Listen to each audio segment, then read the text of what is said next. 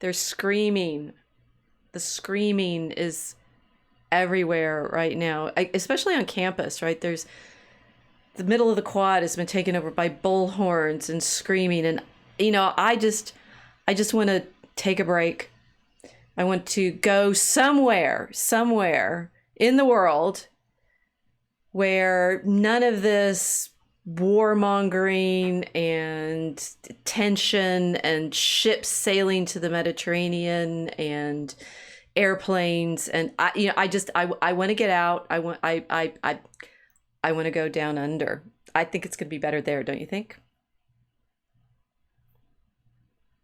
Welcome to the Mosaic Arc.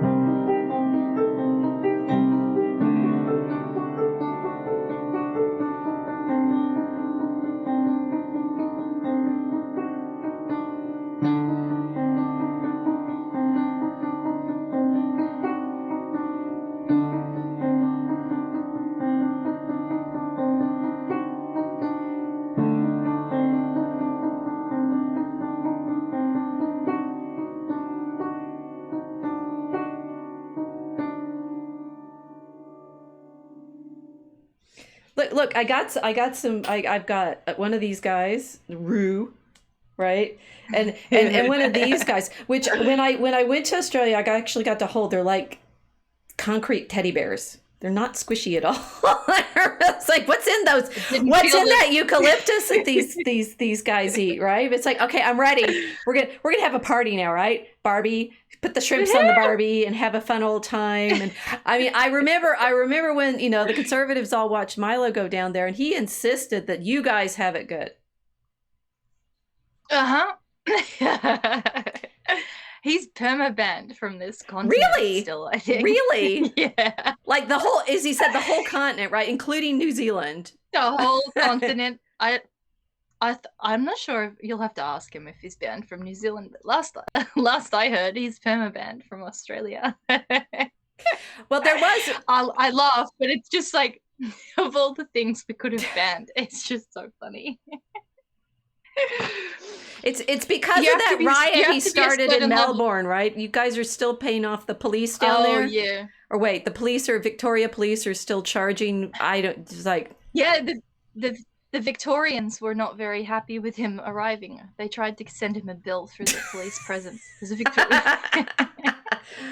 Well, okay, so does this mean you guys know how to have fun or not? I'm now a little worried about this. It's like, wait, we thought Milo kept saying Australia. At that point, he was planning on moving to Australia because he was so convinced that whatever was happening here in the United States with Berkeley blowing up and free speech week getting canceled, and my president at the University of Chicago now was at some point head of things in Berkeley. Then I keep saying hi to him, Paul. One day we'll bring Milo to University of Chicago. Well, I don't know. Anyway, I should get to talk more about Milo, but he kept saying he was going to move down to Australia because Australians knew how to be conservatives. She's laughing. Wait, are you going to tell? So are you going to tell me that the plushies lied? Sweet imperialist. He thinks that we're a conservative country. But the plushies, they're cute. Look at them. They're begging you. They're straight up begging you not to burst the bubble. I'm gonna burst. They're dead. I'm sorry. The plushies have dead. You held the koala. You've held the concrete teddy bear. You know that all is not as it seems down under. Oh, I fed the kangaroos popcorn. There was a petting zoo, and there was some guinea pigs. They had a pen full of guinea pigs and some ponies and roos hopping all around the place. You are not telling the truth about Australia. I know Australia. It's Crocodile Dundee. Mm-hmm. And the thingy that he swings, right, to send messages. Yes. Bull it's a roarer. sound instrument. Yes, the bull roarer. It's a sound instrument. So they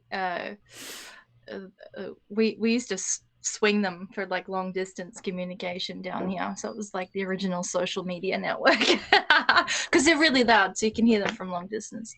So it was, adding to the sonic feel of the country. See, all of this, I'm gonna not let you talk because it's just, and like I have read serious works of literature kind of probably set in Australia, because like Terry Pratchett in his Discworld novel did a 4X, like the lager, I think, right? and when lagers in the beer. When Rincewind the wizard goes to 4X, the counterweight continent in Discworld, he ends up in something called Dreamtime. It sounded kind of fun.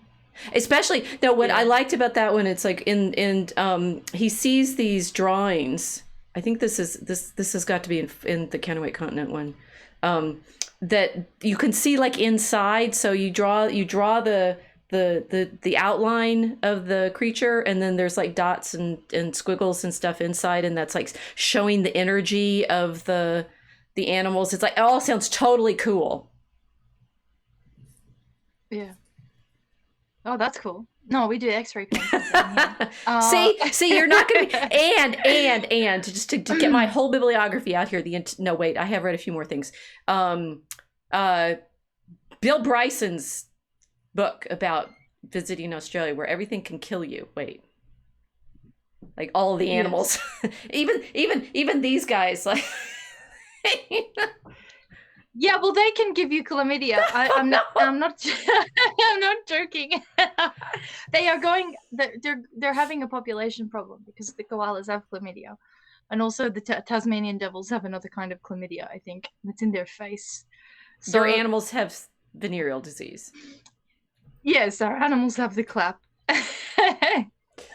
This is not going to the plushies. Things are noticed. This is not going to be plushie friendly, is it? Probably not. No, I'm sorry. I told you we have a plushy patriotism here. That it's in the airports you get the front version of the story, and then there's a backwoods version. You don't have any woods. You just have deserts. We've got the bush. I saw Walkabout when he falls in love with her. What is it, Jenny Adams? No. Did you see that in from the 70s? I don't know the name of the girl. It's the movie from the 70s. They took us to see that in school. Oh, really? What was your impression? Flies. I think I must have seen it since then, because I don't think I understood it when I saw it. That her father kills... Wait, oh golly, this gets dark pretty quickly. Her father kills himself and leaves her and her brother to wander around in the desert, in the outback. Mm-hmm. And a young man rescues them and then falls in love with her. And when he does the mating dance, she rejects him, so he kills himself. Oh, wait. It left an impression. That sounds like Australian cinema. Oh, I'm no. The most bright and bubbly. I'm the most bright and bubbly of the bunch. No, it's I think you need to tell us some true stories from down under. Well, okay, so I'm gonna give a Dreamtime. Maybe I'll bring you into the Dreamtime. Dreamtime sounds nice. Let's start with the. I've got some stars. It's gonna be the Dreamtime now. This is good. Amazing. So we've been musing about the Dreamtime for a while during Draco Alchemicus. For everyone who doesn't realize this, when I first met the professor, I was in Dreamtime with no chronology. I've broken her spirit. She can remember the date. I know it's horrible. I don't know how you people do it. I had to enter a chronological and linear format for the first time, so which we don't have. Australia is not living in a chronological history. So I thought we'd chat about Australia and do it. I'll tell you what I have on screen, and you'll tell me stuff. We'll try to project. Do this. So right now I have the Southern Cross, which seems very beautiful. You're just not going to break my spirit here. We're going to talk about the barrier reef and cool animals that don't kill you. There are not very many of those. And we've got 3 that don't kill you. And the rich complexity of the indigenous culture there, and politics. Mm-hmm. Well, I wanted to start. Let's start with the Southern Cross, because this is the only thing that I could think of. You said something about not wanting to completely dispirit people, so let's start with this. We can end with this if I go in the loop of the images that we have. Okay. Yeah, so we'll start with the cross. No, that's a hopeful thing. Well, whenever you leave the continent, you're leaving the Southern Cross sky. So if we come here, if we leave here and we go up into the Northern Hemisphere, it disappears. Suddenly we have a completely different celestial system. And Northern Hemisphere people have the Big Dipper, and they have all of the constellations that they used to. We have a completely different star ceiling down here. We have the cross. So that, for Australian people, that was my my anchor, and for everyone down here, because that's how we navigated.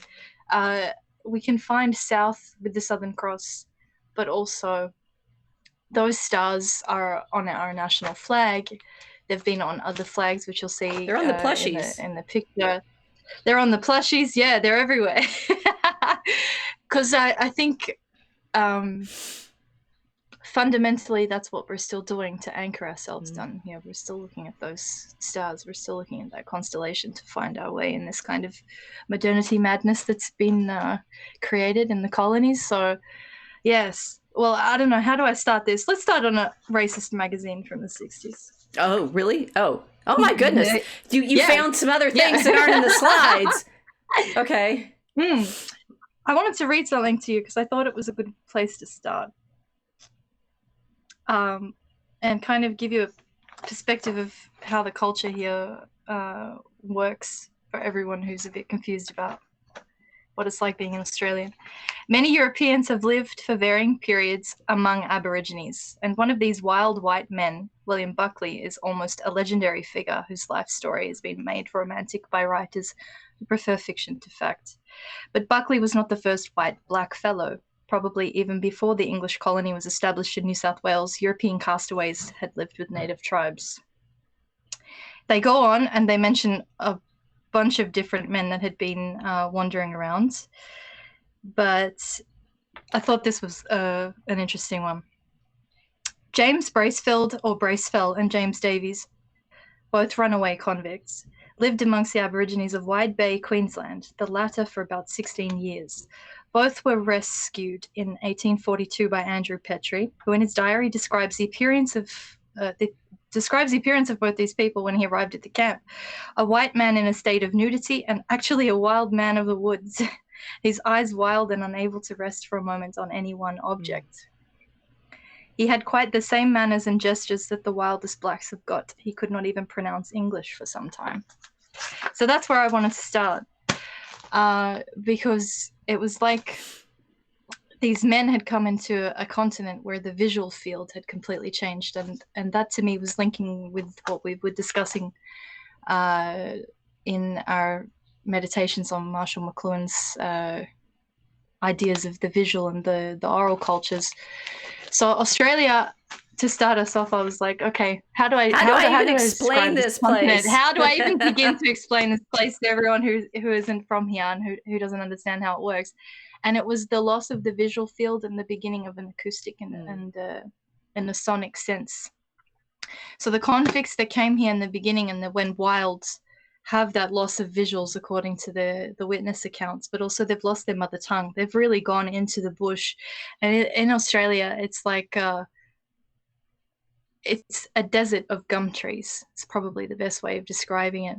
So we have this really high-tech civilization that is sort of been planted in the middle of this massive desert, this massive eucalypt desert.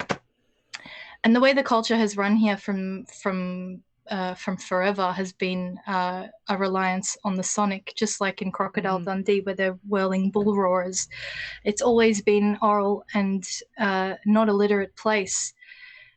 And I think a lot of people make an assumption, because we have a high-tech, modern European kind of Western civilization here, that people are relying on the eyes.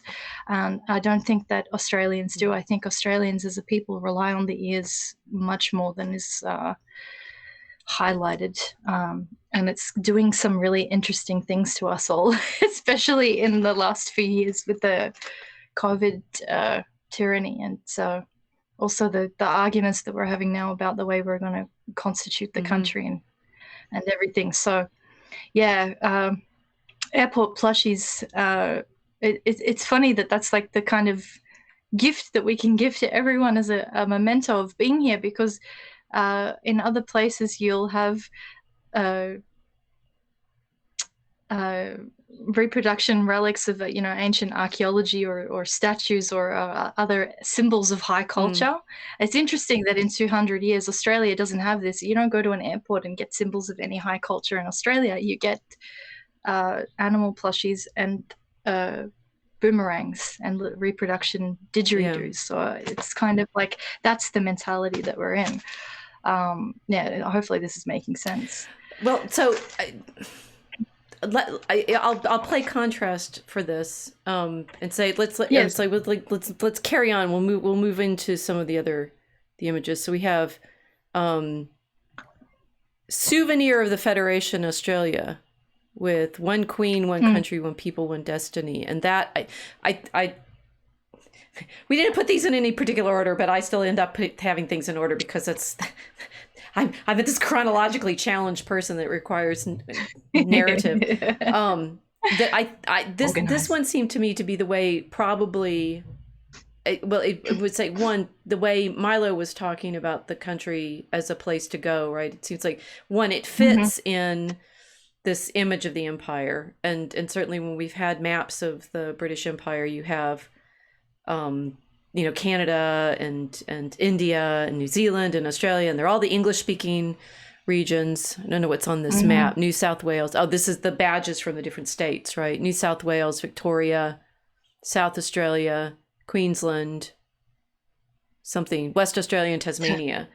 So it seems like it has, government structure that matches the kind of places that we're familiar with from English-speaking regions, and that it's just another of the nodes in this great Anglophone system. Yes and no. I mean, yes, it's a node because it was colonized by Britain, but this place has had a very strange development. The country didn't federate because of a need to reject the British Empire. So that's the first thing that, there's the first difference there is between Australia and America. America had a Revolutionary War where they formally ousted the King of Great Britain. Right. They were colonials who rejected being colonials. They wanted to establish themselves as a national entity and a people.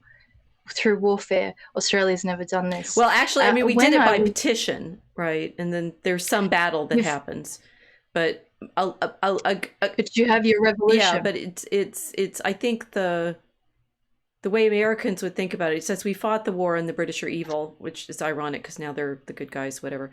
But that it happens with our documents, right? The Declaration. We make this petition as Englishmen to say, George, you haven't behaved properly, so we don't count you as king anymore. And the battles and stuff that happened were I mean, apparently they were over quite quickly in New England, and they only carried on because Scots-Irish kept fighting in the South for some years, which may be pertinent to your story, right? But that there was this within the, structures of English expectations, always pointing back to Magna Carta. Look, we made a petition against the king because he's misbehaved, so we get to go make our own government. Yeah, that didn't happen here. It didn't happen. We've never tried to remove ourselves from the monarchy. So you can see, even in the celebration of the Federation, Queen Victoria, the Empress of the British Empire at the time, she's on the document. And there was a feeling amongst some of the states in Australia. There was a reservation to enter into the Federation because people didn't want to lose their connection to British identity. Also, especially Western Australia. The West Australians were physically removed from the East Coast people. They were geographically isolated, and the people over there were very fond of their Britishness, whereas the push for more Australian nationalism came from the East Coast people. So it wasn't a blanket decision in Australia for everybody to shirk being British and then become Australians. And the process, from what I can see, looked much more like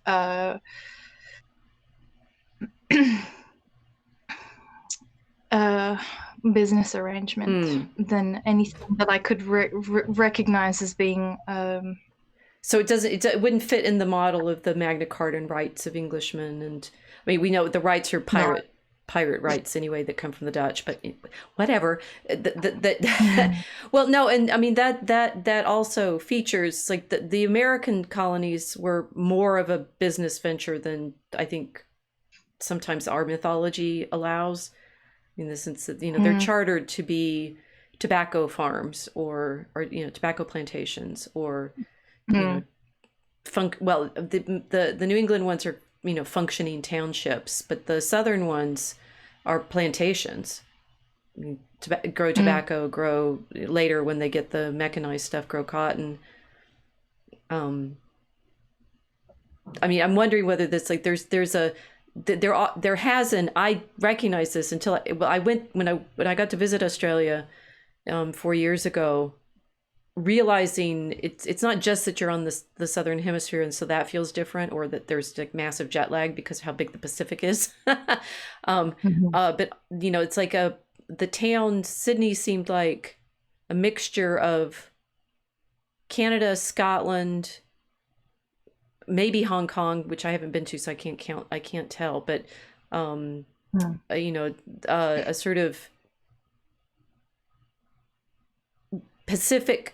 I mean, it's Pacific Rim, so it feels a little bit maybe like, I don't know, Portland or something like it. It felt like it was a mixture of a lot of things. And particularly in Sydney, there's a big warehouse sitting like over the harbor, right? So you can feel all of the layer. I mean, it felt to me like there were layers of whose history this was, but they're not terrifically deep. The layers of history that I'm familiar with of the Anglo occupation of the American West are not very deep either.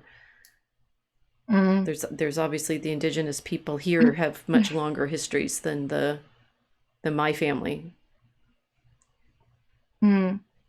Well, Sydney. I mean, Sydney was the first port. Sydney is the place where the colonies were established. That's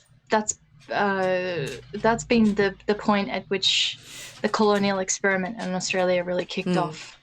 And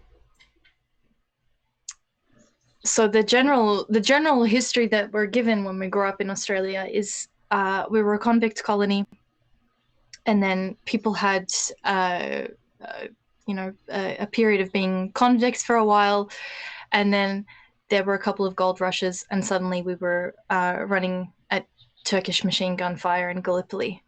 That's no wonder you have problems with the chronology. That feels like a lot of compressed story. Yeah. But that's the history that you're given.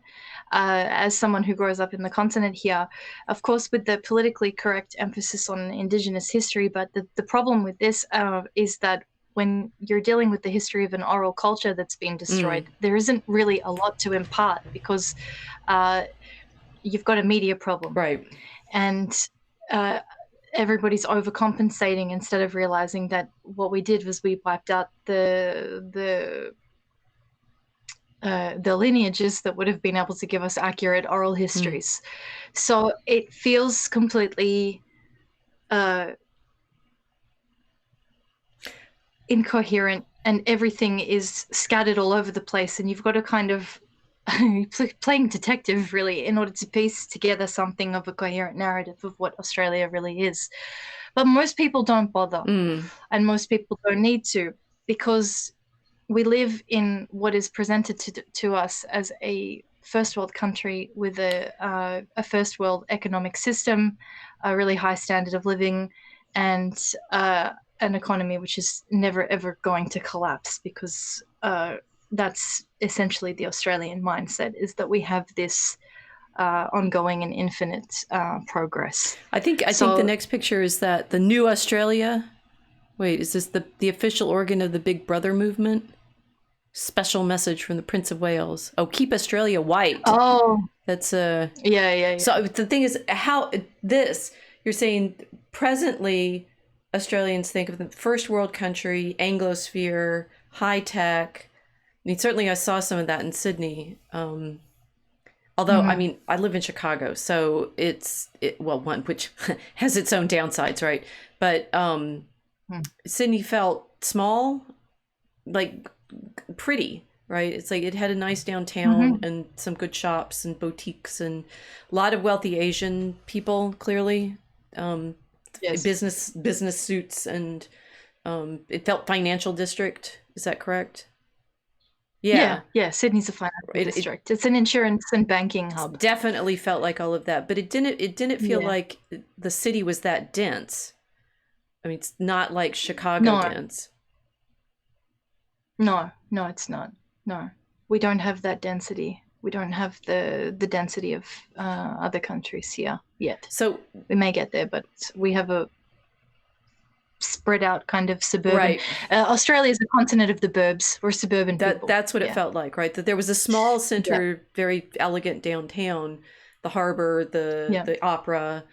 Botanical gardens were very interesting because I saw those as part, that's part of the British Empire feel. Like the Kew Gardens that you have in England or in London, and the Scottish Botanical Gardens. And look, here is, we've got that too, right? Exotic plants and some cockatoos. But the sort of high tech felt like it was on the surface. Is what you're. How so? You mean in the? Well, America can seem kind of grubby. and okay. We're old enough now to have layers of cities that have like burned down and stuff, and it didn't feel like Sydney felt new, right? It felt like there was it was still all freshly built, even though some of the architectural styles Americans would see and say, oh, they look more Victorian, right? Like London Victoria with terraced houses and things like that. No, the majority of the cities are modern now. The majority of the cities are skyscrapers. It's glass and steel. Yeah. We don't have a lot of the old buildings remaining. The cities, as they were established by the British prior to the end of World War II, we had a lot of that old British architecture, which was everywhere, but a lot of it's been pulled down. Oh, really? Okay. They've purposefully demolished a lot. I don't know why. That's probably another part of the conversation. But old palaces were built, theaters, old banks. A lot of the facades of the old railway stations have been purposefully torn down and replaced with steel and glass as well. So, I know what you mean. You're in something which is incredibly new. There are not a lot of layers to dig through in in the major capital cities here. In the architecture. Now, I also got to visit Perth, and I had a friend who lived in the suburbs there, and the suburbs seemed quite well. In American suburbs, you can tell when they're new because there's no trees. They have to build the houses, and then they plant the saplings, and then the older the suburbs are, the taller the trees are. Yes. And the Perth suburbs, I saw the trees were very little. Yes. Tiny little trees. So there was all of these layers of this. All feels really familiar. It's obviously easy for English speakers because they all speak our language. So you guys are just the same as us, just with different stars and plushies. And without plushies. You're gonna tell me that there's a depth that we are not catching on in all of this. Well, yeah. It's I'm gonna drink my Australian wine. I got Australian wine for this occasion too. Oh, really? Where's it from? Which was literally the only bottle they had in the shop. That was the best I could do. Burton Vineyard, Big Rivers. Okay. So New South Wales. Okay. Metal Label. Hey. Right. Appropriately. A 4-star winery. There you go. But so everything is constructed to feel, and of course when I was there it was in August and everybody's apologized for how cold it was, and I'm like, you've got the doors open. It was it was not, it's like what we have in the spring, right? It was very lovely and lovely weather, and it just seems idyllic. These plushies are in the way of my pouring wine. I think this is like so the cities without any kind of history in them, that is the mentality of the Australian people. It's kind of a present continuous mentality where we are living in the here and now. Yeah. There are no architectural reference points for us to anchor ourselves in any kind of historical narrative that would allow us to grasp at an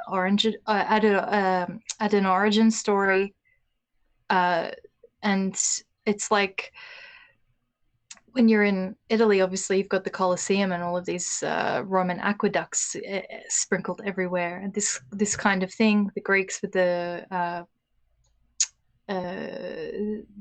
structures there, the columns, all of this kind of thing. The old world, there is an architectural element to reminding people where they come from. This doesn't exist in Australia, and it affects the mentality of the people here, because what we're dealing with is a present continuous culture which has lost a sense of origin story. So even though we're speaking English, we have British roots. It's very abstract for most people. If you say, okay, yeah, well, we have British roots, they don't understand what that means. Unless they've gone and lived in Britain for some time, Australians don't have a concept of what actually it means to have British roots, because we're dealing with a geography which is completely alien to the United Kingdom, and the architecture itself here is not even British anymore. So it's like we've been completely severed from the mother country, except for in our governmental system, because we still have the monarchy as the head of the Commonwealth.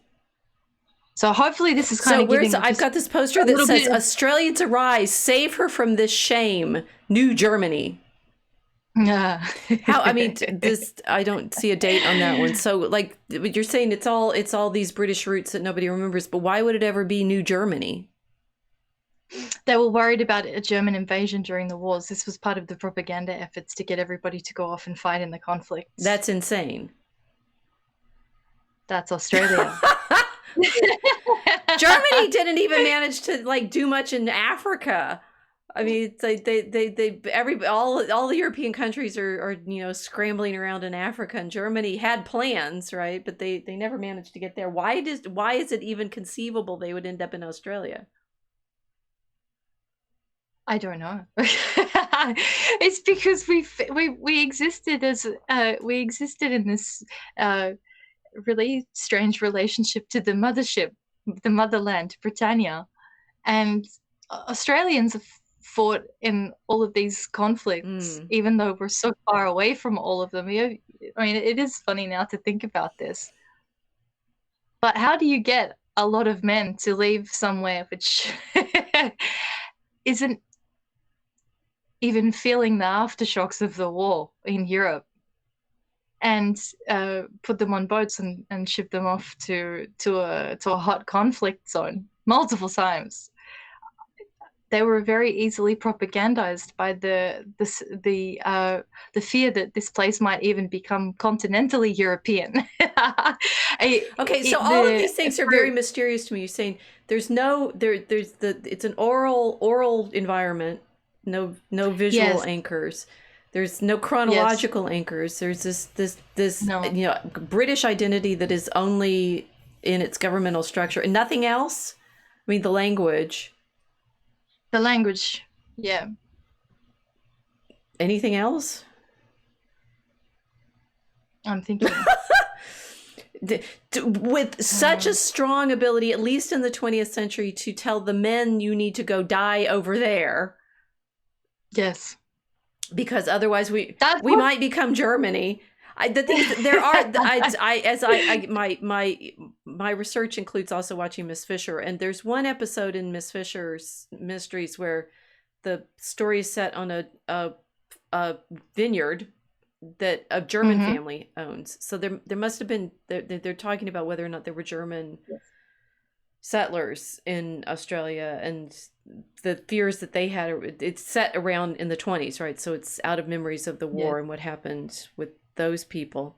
I'm wondering, it's like they're not all just British there, right? Just in terms of Europeans. You mean now? No, just in terms of Europeans. Who else is in the mix? At which point? Oh well. Sorry, it changes. For the beginning of the colonial period, it was exclusively British migrants, and then things started to change. Continental Europeans started to arrive around the Gold Rush era. Oh, okay, the gold. But but there was a time before it was England's territory. It was some desire to make it Dutch. The Dutch are all down there in the Spice Islands. Yes. Well, apparently the Dutch got here first, and there are people. There are even native people that are claiming now that they were trading the Dutch hundreds of years before the British arrived here, which is interesting. But it kind of gives you a picture of how difficult it is to form narratives around Australia, because everyone's saying something completely different.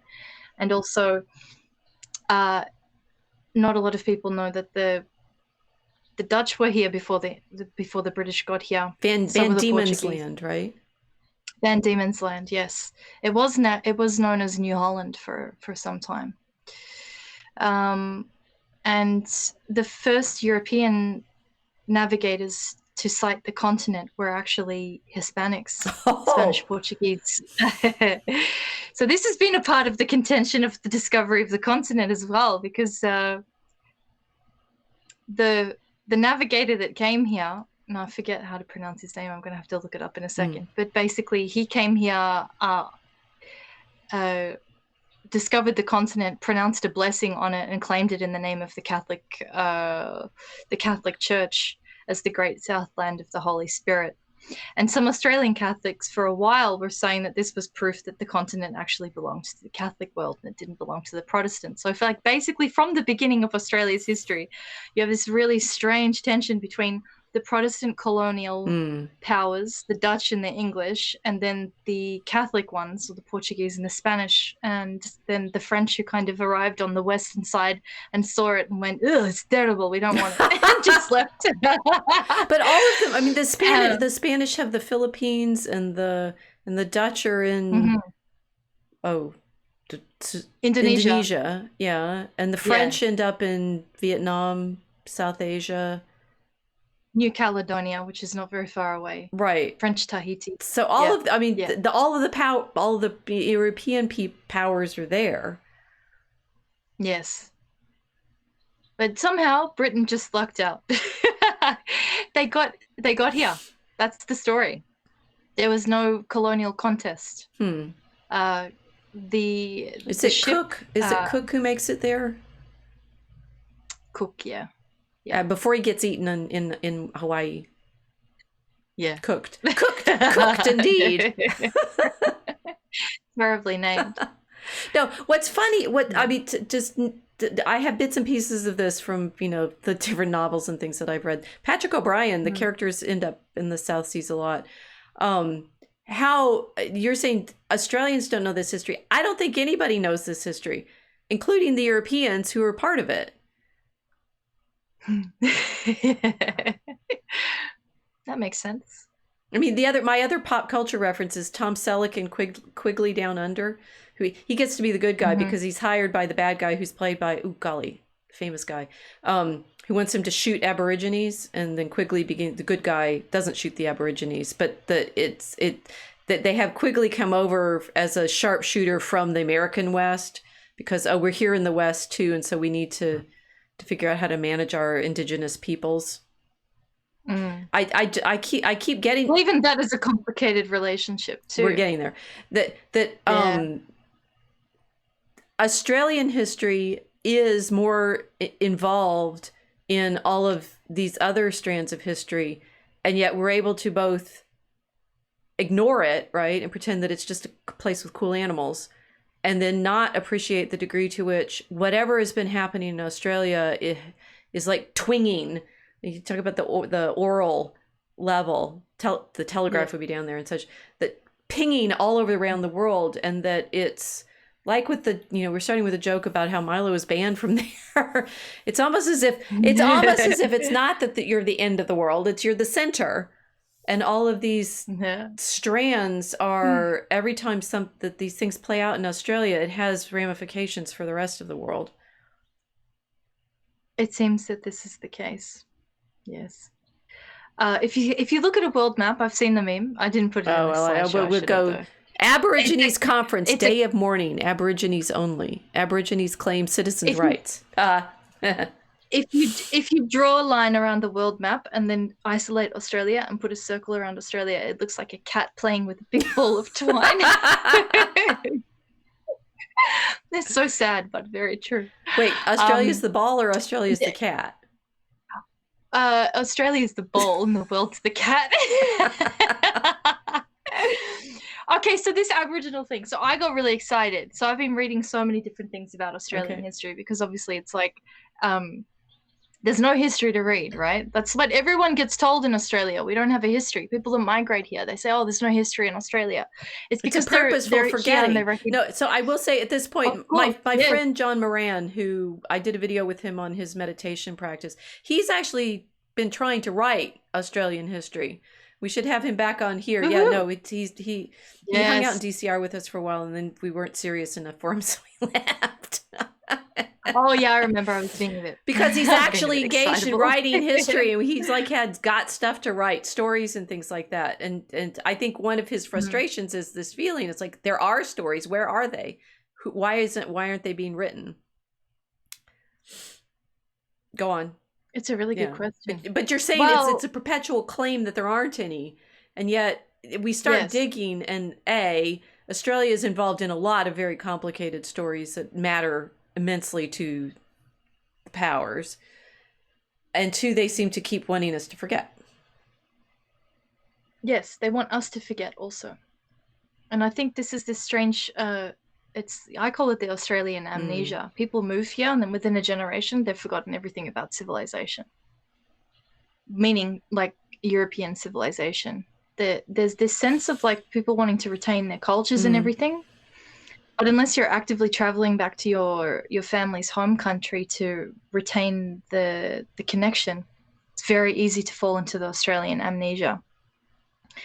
And well, to be fair, you're very far away.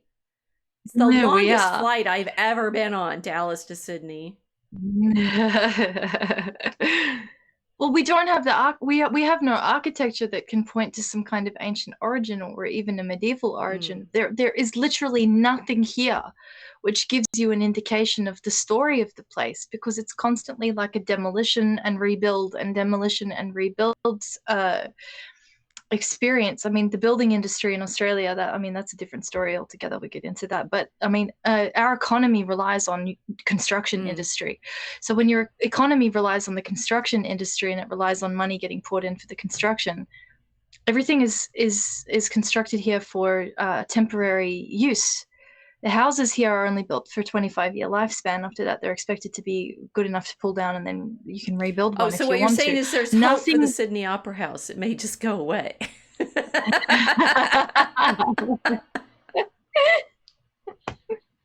I don't know what they were doing. I think that's probably one of the only things they're not going to pull down, because it's like, all right, so there's like a tradition. I don't know if you guys have this in America, but if you're driving along the roadsides here, sometimes we have these really big volcanic boulders that are on the side of the road, because we've got areas that have volcanic boulders, and people paint the rocks, and then they'll have messages on them. There's a shark in one of the roads I drive in New Mexico. Yeah.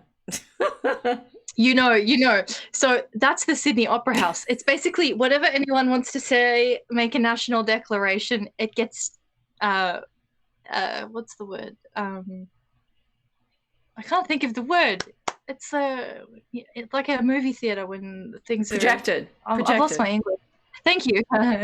It's projected onto the Sydney Opera House. So that's like our national billboard of like what's going on politically and culturally. Just look at what they've just projected onto the Sydney Opera House. But it's ironic because opera is European. If not, it's like the most European art form there is. Mm-hmm.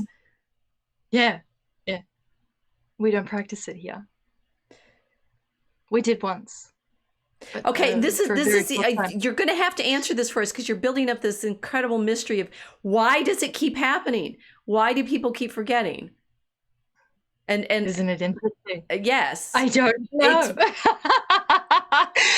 I've been thinking about it, and my only answer to this is oral culture. My only answer to this is that it's the continent where people have fallen into an oral culture without even realizing it. They think they're still in the visual, and they're not. Okay, we're going to have to unpack that. We have a Silent Draco. Okay. It has a comment, I think, on what we're talking about. The dustbin of empire is the first thing to rattle in a storm. That's it. You're a dustbin of empire, but so you're like a warning signal, right? That bull roarer. You are the bull roarer of civilization. If Australia falls, we're all following after. Doomed. Yeah. It's not like there's not major civilizations in the region. China, for example, which is, threatening in one way or another to absorb Australia, which is interesting that China hadn't previously. I mean, it's like it's nearby. Yeah. Right? So yeah, it's really close. You wonder, like I've often wondered, I used to think this when I was growing up here, when I was really little. I think why these people were the ones to arrive first. It's like shower thoughts of an eccentric kid. But why were my neighbors not Asian? Like right. the kind of, this is very strange. Or you think to yourself, okay, so Polynesians had a lot of boats because they were sailing all over the Pacific Islands. Why weren't the Polynesians here? We had like virtually no Polynesian people here until the British set up the Kanaka system in Queensland sugar plantations, which is in one of the pictures that I'm showing there now. Because we did have the Aborigines conference. The Aborigines conference. It's saying, so who are the people there? Which one of the detailed things we wanted you to talk about. I wanted you to talk, but it's like what the voice vote is, right? So we've constructed this image of, on the one hand, we have this fantasy version, plushies included, of Australia as the playground that the Brits have in the backyard. You have parties there, right? And with government. So it's familiar and friendly, but not too complicated. And, people raise sheep and do banking, and it feels sort of like all of the best bits of what we wish we were as the Anglosphere over there. And yet layers of now I'm losing my life. This is all Australia's fault. We can't talk. I'm telling you, it's the moment I start talking about this place, we're going to be absorbed in it. I'm telling you, the acoustic field we're never gonna make it out. It's got layers of European possibilities, potentialities, right? With the Spanish and the Dutch and the other European empires that were in the region, and then the English. And you haven't yet talked about the Scots-Irish or the Celts, particularly the Irish, particularly, and then this subpopulation, in the sense of the subpopulation of humanity, who don't belong to anybody else. And you all were talking about the sort of how to bring this group of people into the government of Australia or not. And Quigley Down Under was, of course, trying to meditate on this problem of, like, when it's the Wild West and everyone's out there setting up their own ranches. And I wish I could remember the actor who plays the bad guy. I think maybe it's Ralph Fiennes. I can't remember. Or no, Alan Rickman. It's Alan Rickman. No. Oh, great. Well, anyway, one of those guys. That he's like, what these ranchers coming in and, quote, taking over all of these big territories in the West, where the Aborigines live. Who are the Aborigines? That's a really good question. We don't know. It's a completely, to call it a contentious issue is like the biggest understatement. This is the hottest, most politically volatile topic in our lives right now, because we've gone through this referendum where the left-wing portion of the government said we need to make a special provision in the constitution to have this like voice to parliament thing, and everyone said, okay, that sounds fair because we want to recognize the Aboriginal people. Well, we already did that in the 60s. There was actually a referendum where the Australians voted in favor of allowing Aboriginal people to vote in the elections to become representative members of government, to be able to access banking, education, everything. So we were desegregated in the 60s. So this proposal was given and everyone's scratching their heads going, okay, what's this about? Like, oh, I don't want to seem racist. We better vote yes. And then the funny thing was the amount of Aboriginal people on social media that started arranging full-blown street activism protests against the whole thing because they said, no, don't include us. Yes. Well, I mean, in the sense of include, it's like, one, you're already included, and two, it's more of absorption into that English notness that it's not even English anymore. That's the thing. Like, they're like, for them, from their perspective, they're like, yeah, we don't want to become a part of the colonial system because Britain colonized us. But at the same time, even these these guys from all over the country are like, we don't even know how your system works, because they understand the intricacies of tribal relationships and the nuances of having to deal with tribes that are on particular territories, right? But what they're looking at is like post-British Empire sort of New World Western-ish kind of country. So they're like, this doesn't make any sense to anybody. We don't want to be included in it. We don't want to be incorporated in it. Just like leave us be, because we haven't voted in favor of this in the first place before you even proposed the referendum to the Australians. So everybody was shocked because, I mean, like, this is why it was really funny watching like right-wing people in Europe and America sort of talk about Aboriginal issues over the course of this voice to parliament thing, because it was the majority of people protesting it in the streets were like Aboriginal tribes people that said, no, we don't want to.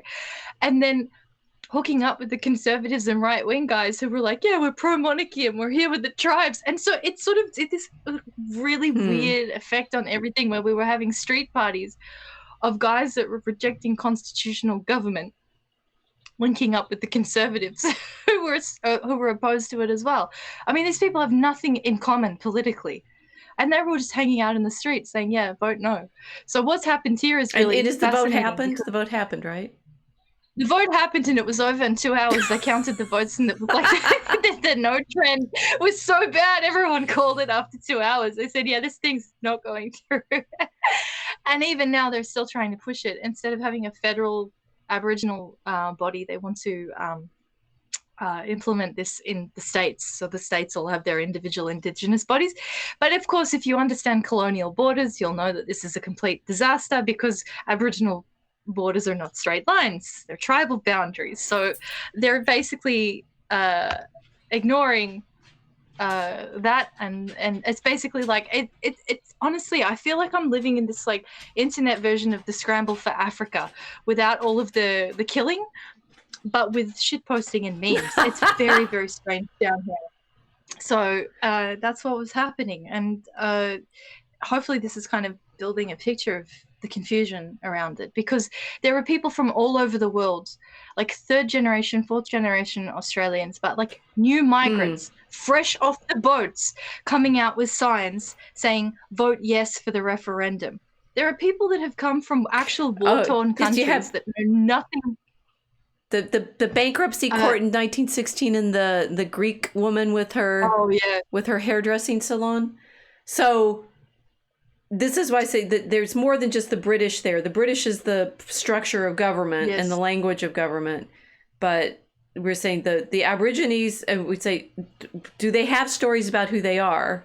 Who are they? But then there's all of these others that you're saying they're voting. They thought it would be better for the Aborigines to have a voice, and the Aborigines are saying no. Yeah. Yeah. They don't want anything to do with it. Whereas they say I mean, I find this very amusing. Maybe it's just my weird sense of humor, but you know, it's funny.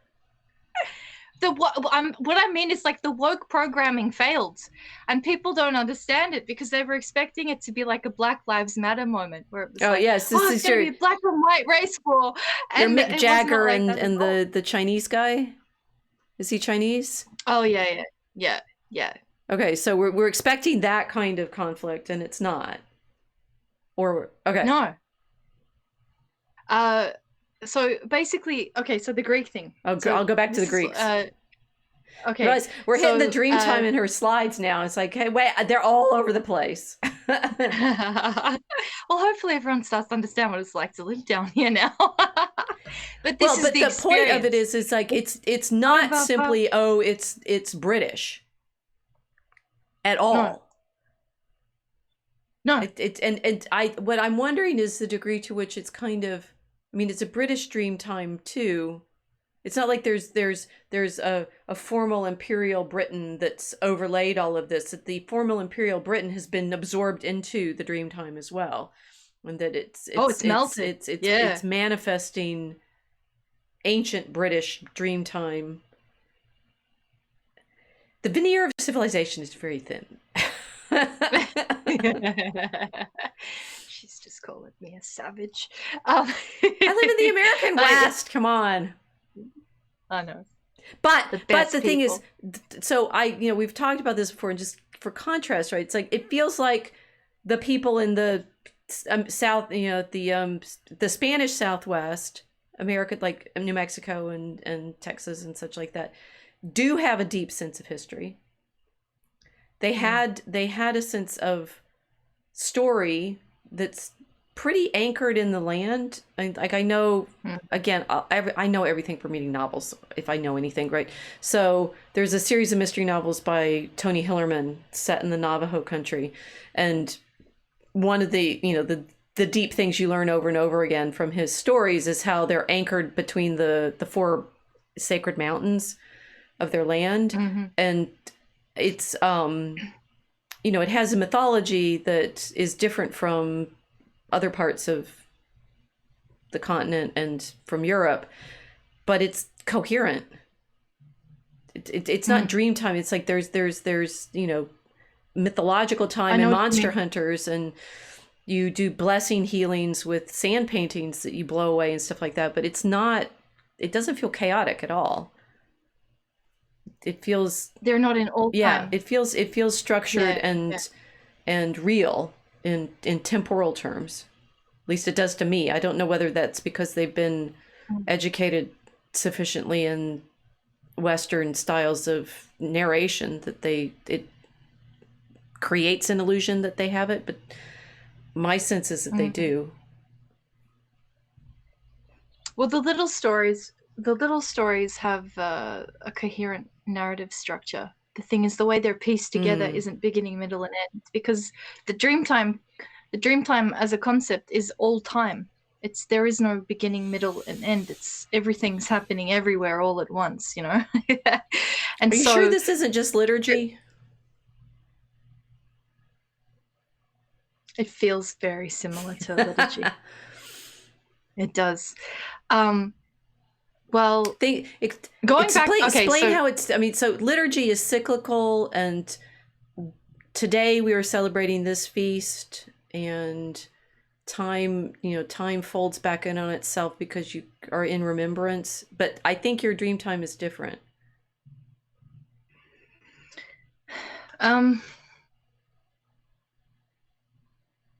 Dreamtime would be like a map, but it's not in a fixed geography. It's a map of something like, how would I describe this?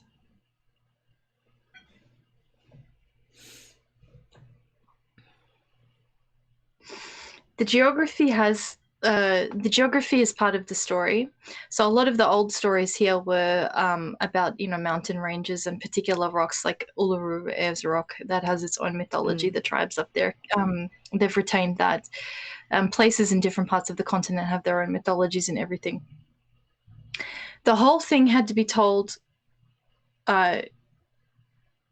in a particular way, or pieces were missing from it. I think this is where I'm trying to kind of explain what's happened here in terms of the original native oral culture that kind of established the rules of engagement for the rest of the world that came down here, because everything was generated through experience of the landscape, which, if you know what Australia looks like, it's like bush desert. It's a eucalypt forest, but for most people who visit it, it's just a field of like one kind of tree. If you haven't grown up in it, you will not understand the distinctions between this kind of eucalypt and this kind of eucalypt. It's like, oh, that one has a red trunk, that one's white. That's probably the best you'll get. But it's like the entire continent is just saturated in eucalypt, and there is no sense of like beginning, middle, and end when you're in this kind of environment. So. But most people don't live in the middle, right? You live on the coasts. This isn't even the middle. This is on the coast. This is also in the coastal areas. You can leave a major capital city within an hour and you'll see nobody and nothing, and then it's just you're back in pre-colonial kind of visual field. It's really interesting because we don't have massive amounts of cities clustering together. I'm thinking of a state like Texas. You have Fort Worth and Dallas and Houston and the other one that they have there. There's a lot of cities in one state, is what I'm saying. Here, it's not like it's a big major state. I mean, interested you picked Texas. Texas, okay. It's actually the only state you could think of that had lots of different big cities. Most states have one big one. Okay. Like California has the one up on the north and one on the south, right? So there's a cluster around San Francisco and a cluster around Los Angeles. Texas is unusual because you can actually name several. So I picked a good one. But the thing about Texas is those are all internal cities, right? Houston's the only one on the coast, and the other ones are in the middle, which is interesting. Okay. Yeah. Yeah, well, we have port cities. Australia is a continent of port cities, so there's nothing in the interior of the continent. It's called the nullarbor, which is Latin for no trees. Nullarbor. There is nothing that grows there. If you drive through, you can drive for 3 days, see nothing. Nothing is alive. But that's it. Your coast. So the landmass is the same size as the United States, basically. Yes. And coast is East Coast, West Coast, and so you have the equivalent of like Boston, New York, DC, and actually you have a bit more down south because Sydney and Victoria or Melbourne are further south. And then on the West Coast, you have basically Perth, right? Yeah. And that for the United States, most of, a lot of us, well, most people live near the coasts. There's a lot in the middle. And I can drive, I have lots of, adventures and friends and family and such in the middle. And it would be like driving from New York to LA and having nothing. Yeah. Nothing. That's There's nothing there. Nothing. It's an empty, vast space of nothingness. You have to understand the miracle of life being able to exist out there in the first place, which is, another reason why a lot of people that are kind of looking at the technological development of the continent, the argument that happens all the time, oh, nothing would have got done without colonialism. Well, obviously, have you ever wandered around the Nullarbor? Good luck surviving for four hours. You're going to invent Wi-Fi in the northern part of South Australia, man? Like, nobody's going to do anything up there. It is a continent of vast nothingness. And the thing that made Australia as well was that we had that East Coast verdant, area where people were living quite comfortably. But no, it was the minerals in the ground, which brings me to the major theme of the Australians experiment. It's been minerals. There you mining go. Town. I've got your lion with the kangaroos and the train on screen now. Because I figured we needed something that was visually saying interior, which has got to be the trains, that the trains get across the middle. Yes. And carry all of that mineral. Yes. Well, that train that was constructed from the east to west, that was a part of our dangling a little promise to Western Australia to say, if you join the Federation, we'll give you railway.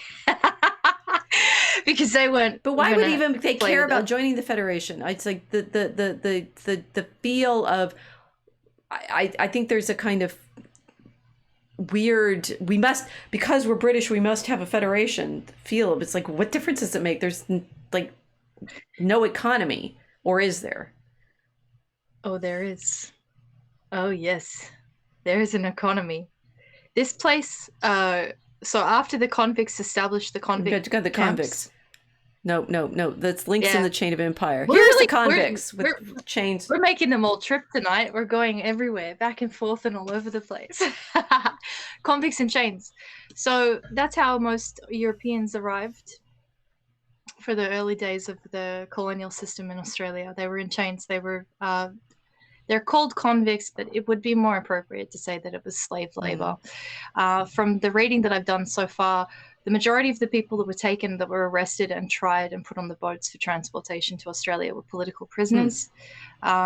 This was done in a time when a lot of the British nomads in the Isles were arrested for petty crimes. The English common law system, or the British legal system, apparently wasn't dealing with the crimes very well because... Again, this is just from what I've read. The police forces there weren't adequate to stop all of the criminal behaviors, and so it was quite hard to get convicted. I thought the British were famously law-abiding. And then why did they need an entire continent as a prison? No. It's the Americans. We're the ones who throw everybody in prison. Come on. No, apparently not. It's just because we didn't have a whole continent, is what you're saying? We didn't have a prison island. Yeah. Well, you just shattered everybody's imperial. Well, apparently we'll go back to the imperial parade. That looked fairly nice. Links in the chain of empire. We are links in the chain of empire. Here's the links in the chain. There they are, with around their necks. Yeah. Yeah, you will be a link or else. They overhauled the judicial. I can't speak. My English really has disappeared today. You're horrified at the horrors that we're showing them. Yeah. Well, you have to understand, these people that arrive here in those chains end up going outside this continent to fight for the very people that sent them here in chains in foreign lands, where they were purposefully sent in front of machine guns to die for no reason whatsoever. So this is a personal kind of feeling here, because we are getting the American politics imported here, where everything is being highly Americanized and nobody's giving us justice and a true reflection of what has happened to us in order to analyze the feelings that are happening here. I know a lot of people that, you know, they're angry with the screaming for decolonization and, oh no, they're going to hate all the white people now because people are unhappy about colonialism. But Australia's experience of colonialism has been different. And so I think for us, it's far more understandable. And to me, it's more justified that people would be critical of it because of what it's done to everyone in the process of participating in the colonial system here. But anyway, they overhauled the court system. So that's when the British prisons started getting filled up with people. Now you talk about crime stats. So it was petty theft, aggressive behavior in public, just being homeless was a crime, all sorts of things. Being a whore was a crime. I mean, like, basically anyone that was going to get arrested was arrested, and the British prisons were so full, they said, right, where are we going to send them all? We're going to send them down to what is now known as New South Wales. They started their penal system, penal transplantation, and they sent the people down here just to free up the prisons in the UK. But a lot of people were sent here because they were Irish rebels against the English as well. Oh dear, you're saying this is the Gulag. This is the British. The British managed to invent the concentration camps for the Boer War, but they invent their own Gulag out in Australia. Oh dear. Well, they'd already done it. They'd already done it. So that's where it starts. So for a while you have the convict period. It all changes when they strike gold. The destiny of the continent changes forever because they find the minerals in the ground. And this is where Australia's place in world history is established. Because the British realized that it's not just some semi-fertile coastal strip that's good for reforming uncivilized prisoners. Australia was people talk about the global south and, you know, the resources of the global south going to the north. Australia is it's like Pirate Cove in terms of the resources. Everything, iron ore, gold. Something like 25% of the world's gold reserves came out of one state of this country alone. Wow. I didn't know that. Yeah. Wow. That when they say gold rush. Yeah, I'm not sure how much ever came out of California. They just, you know, people moved there and they started growing oranges or something. Wow. Yeah. So where's the other part of the gold? The diamonds come from South Africa. Gold comes from South Africa too, right? Okay. Yes. So the British are vacuuming all the gold and the diamonds out of South Africa. They were doing the same thing here. And then because this makes the links in the chain of empire starting to make a little more sense. The pound sterling backed by Australian gold. Mm-hmm. Is this the true source of the empire? Gold diggers, baby. Oh my gosh. I told you I was a gold digger. She wasn't kidding. I wasn't kidding. I come from a long line of gold diggers.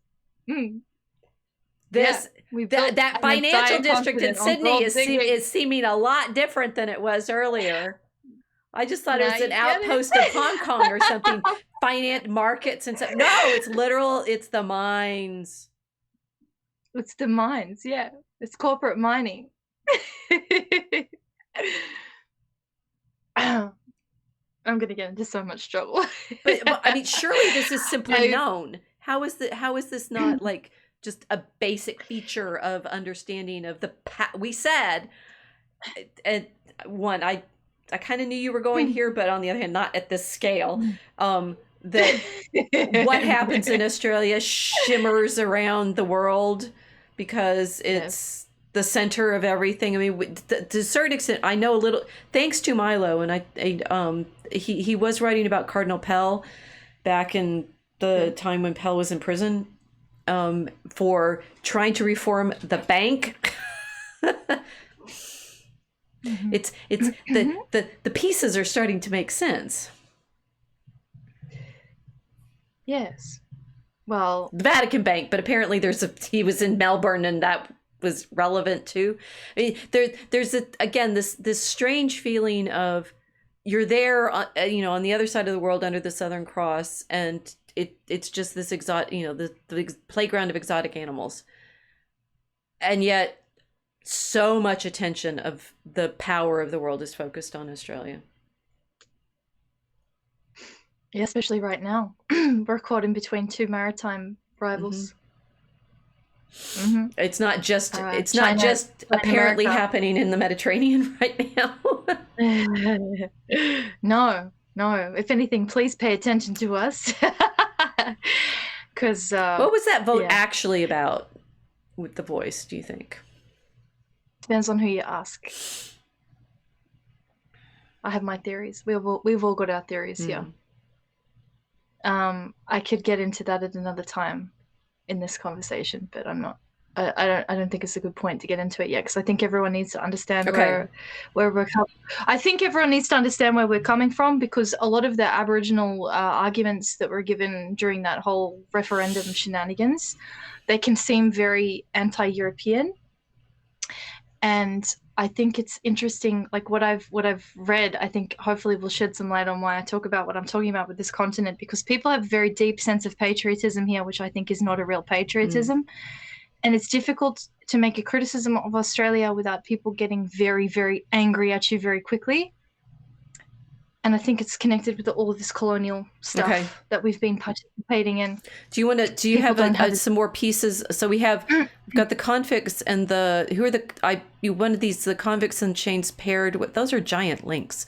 Paired with they look like agricultural workers.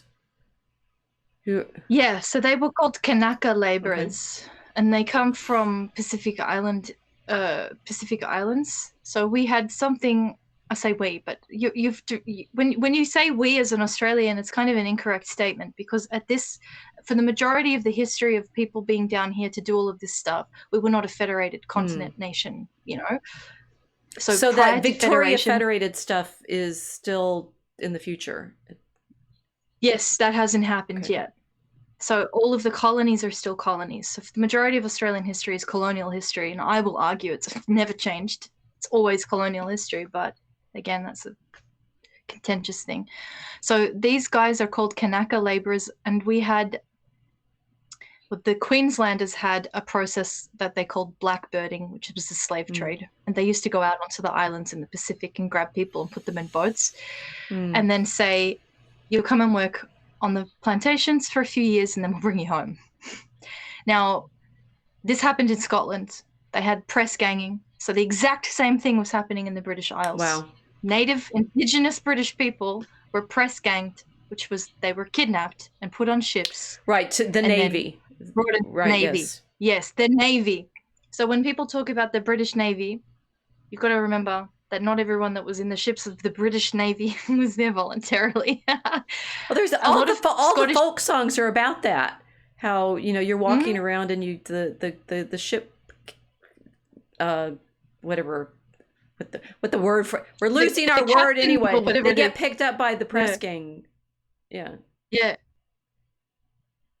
That's the word. Kidnapping. Children were it was dangerous for kids to be anywhere near the port, because if you were caught near the port, you'd be taken and put on the ship. You'd be taken and put on the ship. Yeah, so kidnapping. They'd nap you and they'd press gang you into service on the ship. So they were doing the same thing here in Queensland, only they'd go out to the islands and they get these guys that they called Kanaka laborers. So they had South Pacific Islands natives that were brought into sugarcane plantations. And again, it's a similar situation to the Caribbean. You've got African slave trade, but also we had the Celtic slavery system down here, which isn't recognized officially as slavery. It's called convict labor. But the Celts were slowly trying to integrate into not being on the bottom rung of this colonial system as well. So those guys that are there on the sugarcane plantations are all doing this with the promise of being released, and then they'd get sent back home again. In all of this, sugar, you said sugar, yeah. So this is going on. Great drug of modernity, fueling the British Empire in their tea. Australia is going to be at the center of the world by the end of this story, you guys. We're growing the sugar for Her Majesty's cup of tea at the same time as we're digging for Her Majesty down here in the gold fields, you see. The entire continent was involved in the production of resources to back the pound. And what was happening was this gold rush was going on. And so people were flying in from all over the world, as they did in the Americas. California gold rush. Enormous amounts of Chinese labor came in. All of a sudden, we had the Chinamen in Australia. Right. Whoa, what's this? Who are these people? We had enormous influx of Irish that came. The influx of Irish that hadn't come here in chains. These were gold digging Irish. They arrived. More British people arrived gold digging. Got people coming from continental Europe to try and join in, which is why you end up with Greeks and Kalgoorlie. Right. So there's like a lot of different people coming in and then at the same time, there's this class system which has emerged, which is essentially the landed gentry. You know, the governmental structure here was like, we'll try and get everything organized because we want to organize the colonies. So the British class system was imported. Then they have the governors and the governing classes that are landed. They get all the nice real estate. And then you've got the working class people that are, I always forget the difference. They call them squatters and selectors, and I always forget the difference on which one is which, but basically hired labor. And so the miners that were involved in all of this mining had virtually no rights. And the whole thing was seen by people that were selling the mining licenses. They were getting completely shafted, pun intended, by the guys giving out the mining licenses. So this tension builds, and everybody is just spending their time digging around for these shiny rocks. At the same time, foreigners are coming in, more and more foreigners. So you get this environment of like, suddenly we're very multicultural. We have a very strict hierarchy of people that are actively policing our ability to make good on the land. So eventually the miners down in Victoria, they get angry and they decide to strike. So this is a moment where we had something called the Eureka Stockade. It doesn't seem like a very big thing, but this is a kind of mythologically important part of the Australian story, because it's the first time that there was any active rebellion against the colonial government by Europeans themselves, by the British themselves here. Would you happen to know a date? Can I look it up? Yes, you can look it up. All right. I'm curious. So that's one anchor we have, right? The Eureka Stockade. You see how patient she's so patient with me. The Eureka Stockade. We're going to remember this. When the miners finally say, stop it. 1851. Got it. 1851. Actually, that's brilliant, because everything comes from 1850. That's when they have the Crystal Palace exhibition, and they're back in London in Hyde Park celebrating empire and industry. It's perfect. Well, so we're at the end of the supply chain down here as they're doing now. That's interesting. No, that's really cool. It's like, that's a big deal. 1851. Okay. All right, so we're in the mines and they're all in Hyde Park. So the guys get angry. They're like, no, they're shafting us. These licenses are expensive. We're living here in penury. It was a very hard life. The guys basically slept out under the stars and did nothing but wake up and all day, every day, dig, hoping to get a nugget to crawl out of poverty. So it was like a casino environment in that way, because you're investing with no guarantees. So the miners get angry and they start with a series of rebellions, and they create the flag, which is the symbol of the Eureka Rebellions, and it's got the Southern Cross on it. So at this point, did you have a picture of that in the slides? Yes, it should be in there. There's the original flag that they Okay, there you go. for the Got it. For the miners. It was not a successful rebellion. It failed pretty quickly. There were multiple, but this one was not. The main one that everyone talks about, it was squashed very quickly because with the gold and the population boom, I mean, the enormous population boom of the state because of that Victorian gold rush. The police force was heavily militarized very early on in Australian history down there because of this. They had so many people coming in from all over the place, they had to militarize. And so the police force established itself. I think it was at that stage the most organized, well-armed and well-funded police force anywhere on planet Earth. Wow. Yes. So that means, Britain is practicing a lot. If they're organizing the police force out of that, they haven't actually taken India yet. The East India Company England does not become an empire governing India until after 1859. Up to that point, it's the East India Company that's running it. Interesting. Yeah. So this is prior to their spice rave to starting.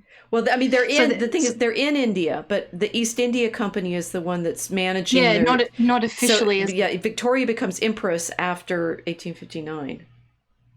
Okay. So it's like they're dragging all of these places into the year of the incarnation, into the modern linear time. Yeah, that makes sense. Yeah, that makes sense. Everyone's getting dragged into modernity when they're joining when they're becoming links in the chain of empire. Yeah. But what I'm appreciating, and this, since we talked about when I went up the Monarch Pass and saw all of the mines in Colorado, mining is so huge, and it's one of those like spices when you're just like, wait, you started to see the like deep architecture of power. What the rocks? It's not, and what's funny is I think we've been distracted by fossil fuels for some time now. It's like it's all about the liquid. When in fact now it's like recognizing all of the devices, the things that we're talking on now. I mean, it's glass and fiber and stuff like that. It was a lot of precious metals, which is mining, which is why China has the power that it does, because so many of the rare earth minerals come from their mines. Yeah, they have the right rocks for the technology that everybody's using now. Well, Australian development wouldn't have happened if it wasn't for this gold rush period prior to England formally taking over India. And the police force down in Victoria was so heavily militarized, it set the tone for the police there pretty much permanently. I mean, they quickly got a reputation for being ruthless against any insurrectionist activity against the these are the same ones that threw Milo out, right? Or the same ones that tried to bill him for the street protest. Well, he's in a long tradition then. That's okay. Yes, he's joined the national pastime of irritating the gold diggers and the gold digging police. So that's very interesting, because I mean, when we were watching it, you just see it as, I mean, from American perspective, it's like, our police have becoming more militarized, but you're saying this has always been the case, that they've been the gold police all along. Yes, and it's because of the gold. They literally are the gold police. They are there actively to police the mines. They are there actively to make sure that the mining operations are done without any interference from foreign agents, too many people coming in to take the gold out. I mean, the mining operations that were done here, it wasn't just these guys digging for the shiny rocks and, getting their individual mining licenses. There was British capital. There was enormous amounts of British capital behind all of these enterprises in a lot of areas of the country, and there were British investors that were expecting a return on their investment. So the forces were put there at the mine shafts to make sure everything was running smoothly. Now, the people that were in the force. That's another story, because that's where we get to the divide in the Celtics. That's the point where they had to make a choice between remaining ethnically Celtic or assimilating into the Anglo system. And it's just the police. So at the end of Monty Python and the Holy Grail, the knights are about to attack the castle and they're going to go over the hill, and the police show up. And that when I first saw that movie when I was younger, I was like, that's silly, right? And now that is what happens, right? The police show up. All chivalry and romance go away, and the police show up and disperse the nightly cavalry with no cavalry because they don't have any horses. But anyway, this is fascinating because, of course, of the American mythology, it's always, the British police, they don't even have guns, they just can manage their population that's so peaceful and everything with Billy. Not so much anymore, but what you're saying is it's all been they've shoved all of their violence down to you guys. Yep.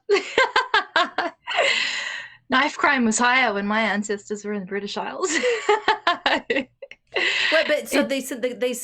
What you've described is saying the convicts that are sent there are the poor. Or the nomads, because Britain had nomads. Right. They had nomadic Celts that used to live there. I mean, and also because Britain at this time, right?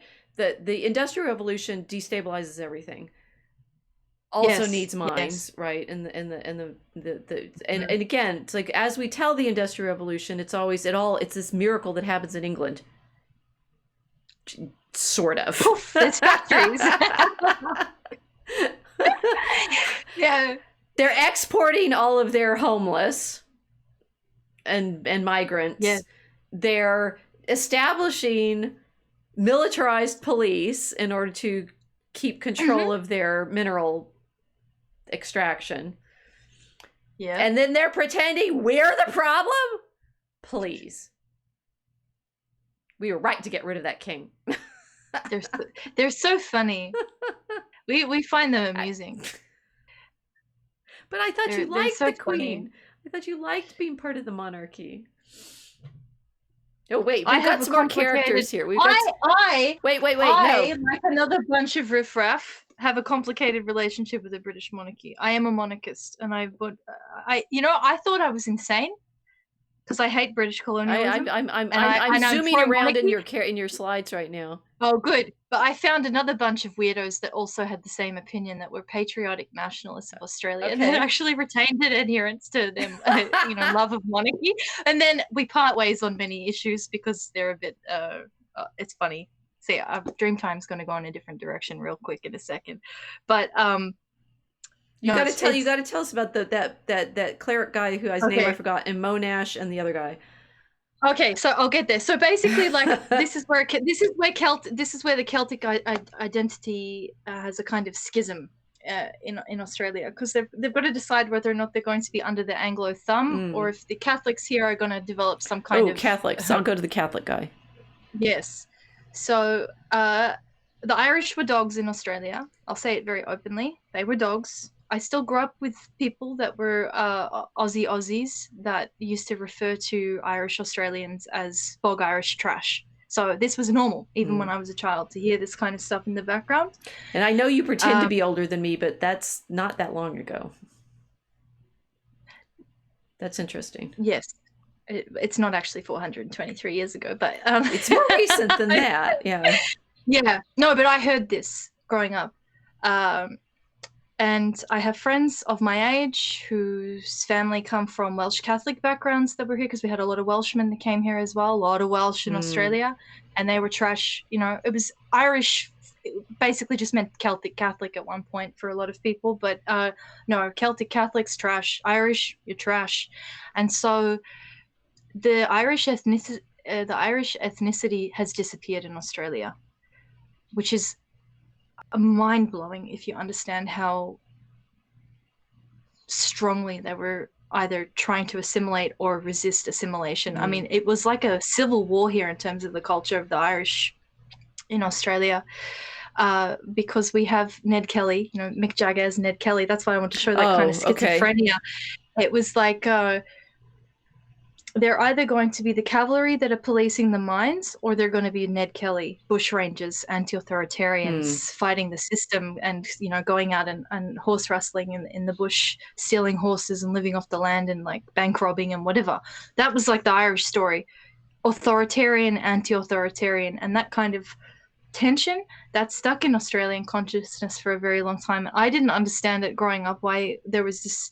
I mean, it was like I was living in a country that was nerfed on one hand, like a nanny state culture where it was like suffocating mummy everywhere telling you what to do and whatever. And then on the other hand, like unbelievable amounts of danger, anti-authoritarianism, people who have no regard for rules, law, authority, nothing. And it was like, this doesn't make any sense. It's kind of schizophrenic. It's the Irish. That's the Irish mind in the country. So they became cavalry for the gold police, or they became bushrangers. And then that kind of Irish experience is bubbling up underneath everything. And the Irish Catholic identity is the only thing keeping them from basically from imploding. Because you've got to remember, as all of, like, I don't know dates, you know the dates, Doc. As all of this is going on down here, you've got the Troubles up there. Or not pre-Troubles. Yes, they're starving because of the English. Because the English. Yes. So to context this, the 1851. I know this because I teach the Crystal Palace in my Eurociv class, and coming out of that is when The Economist, which is the magazine, the journal for the liberals, right, the free traders.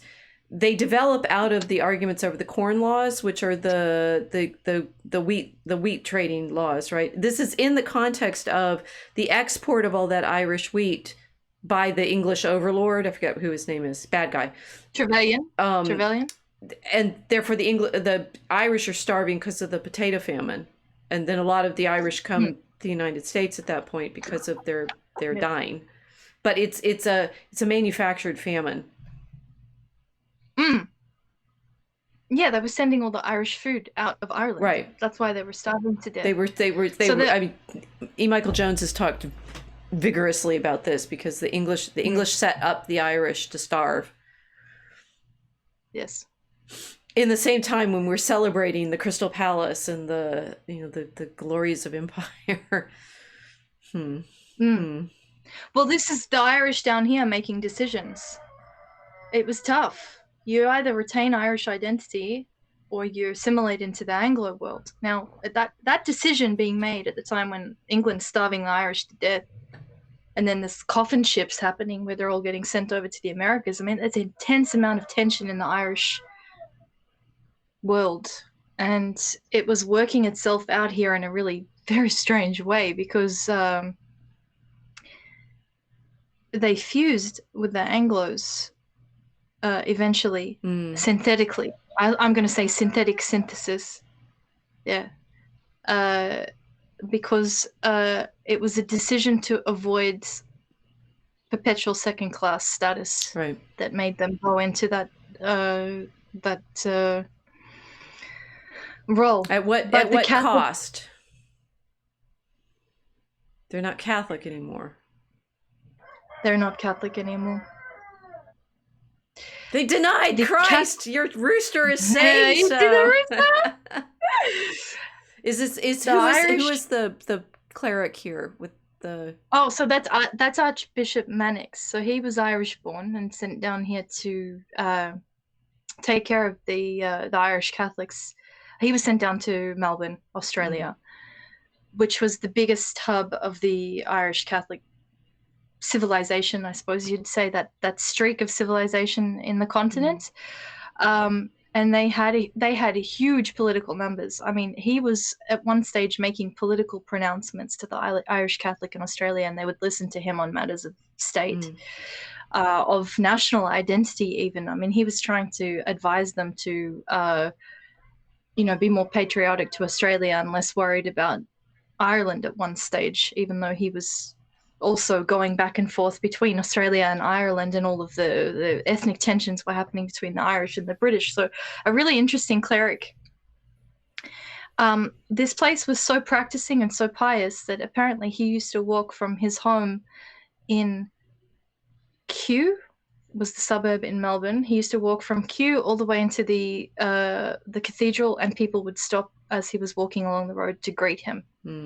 So he was a public figure. I mean, it's like, talk about Milo and his work with the Cardinal Pell case. I mean, that whole Catholic Church thing that's going on in Australia. I mean, for a very long time, the Catholic Church in Australia was an ethnic church. It was Irish. It was here for the Irish, the Celts that were down here. And no. Well, I think that's why Michael Jones has been talking about it, because the Catholic Church here was the Irish and the Germans. And I know that from, and in Chicago, the Polish as well, but large numbers of Germans and Irish, both of them have been erased in American consciousness, one by the Germans by World War I, and the Irish by a lot of the same processes that you're describing. It's like it's hostile to Catholicism. So are you going to stay at odds with the larger culture, or are you going to blend? Well, they intermarried with the Anglos, and they blended. They intermarried. They had what was called a mixed marriage. It was called a mixed marriage the same way people describe racial mixture. But they intermarried with the Anglos, or they just decided to assimilate into the dominant Anglo culture, until this very strange term crops up in Australian vocabulary, which is Anglo-Celt. They call now white Australians that are from colonial stock Anglo-Celtics, which bothers me so much, because I know that what they're doing every time they say that is they're erasing all of this history. See, everything in Australia is designed to be an amnesia, to erase everything. I think we found the source of it, and it's not. I mean, it's like it's all you're always blaming. It's like in the storytelling, it's always, oh, the Aborigines, they don't know how to tell story. It sounds to me like there's been a perpetual propagandizing. Yeah, this is much less of a mystery than a media rewriting in service of empire. They were still speaking Celtic languages when they were this little creature. Yes. Bouncy. We eat those, by the way. I've had them dried. That's food. That's food for us. It's a bouncy cow, right? But no, I think we're discovering. It's like the English, it's an imperialness has been so effectively overlaid all of these stories. There's a lot of history here. This sounds like an incredibly rich and dense and local story. I've had to dig a lot because it's not spoken. I think this is the thing. It's like an archaeological dig, because it's not spoken. It's not in the common consciousness in the way that, like with Mediterraneans, when they talk about this, that, and the other thing happened and blah blah blah. This patchwork is not in the common conversation of the majority of Australian people. Well, it wouldn't be, because you're caught in government schools. Yes, and the Catholic schools also are under the oversight of the colonial government in Australia. There has never been an establishment of an independent Catholic civil. Well, you have the next guy's is this Monash in a hat? Oh yeah, that guy. Well, they're all in hats. So I wanted to ruin different hat. Here's Monash. I know him because his name is on a university, and I have friends that teach there, I think. Yes. Well, adding layers of complexity to the colonies.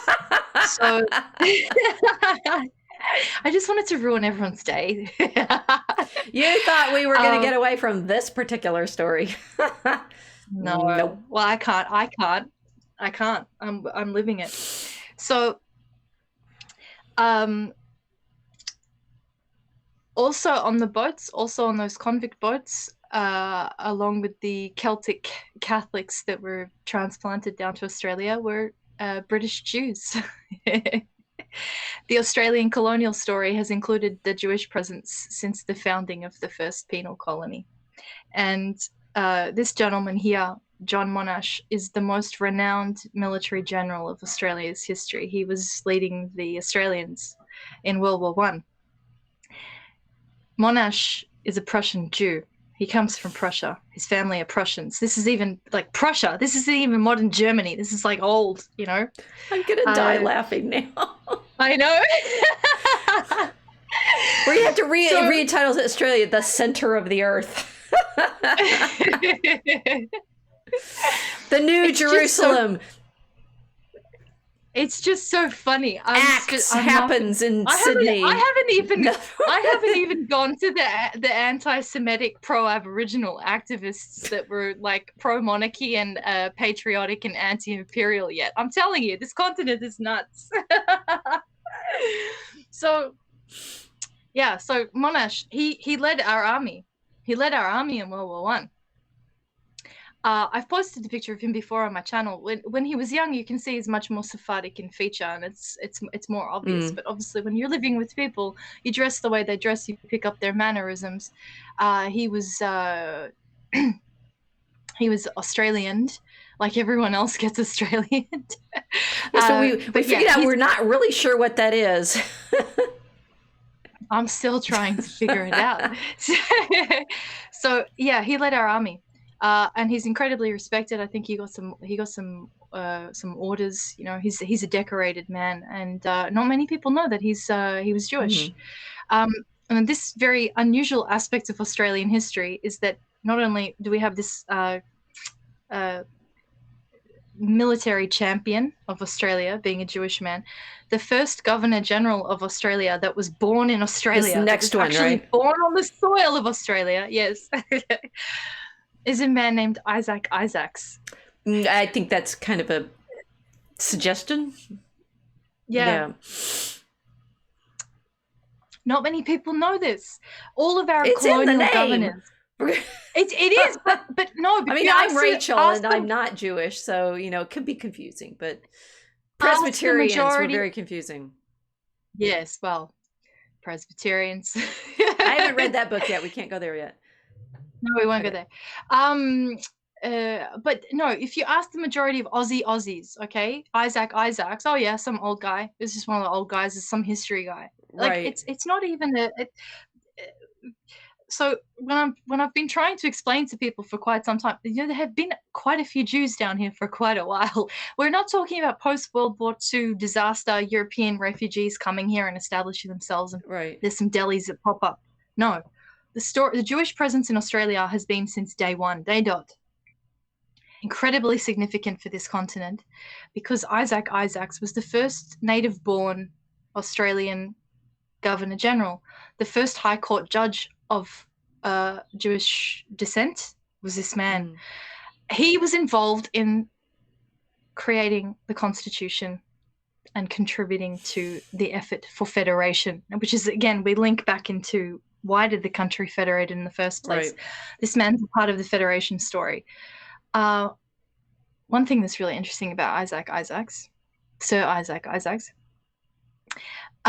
he was born out in the middle of nowhere. His parents were very humble economically, born out in the middle of nowhere, and he was academically brilliant, so he ended up with this amazing legal career. He was a very rabid anti-Zionist.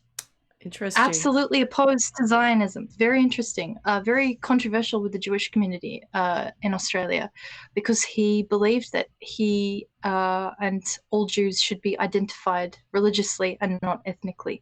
He didn't believe Judaism as race. He believed in Judaism as religion. So he was opposing the Zionism project, which I thought was very interesting. And again, to add to the more, confusing contrasts that happen down here, because everything gets flipped upside down under. He was incredibly viciously racist against continental Europeans that he considered not white, namely the Italians, and absolutely wanted to maintain the stronghold of a white Australia policy, even though his father was born in Poland. He had an English mother.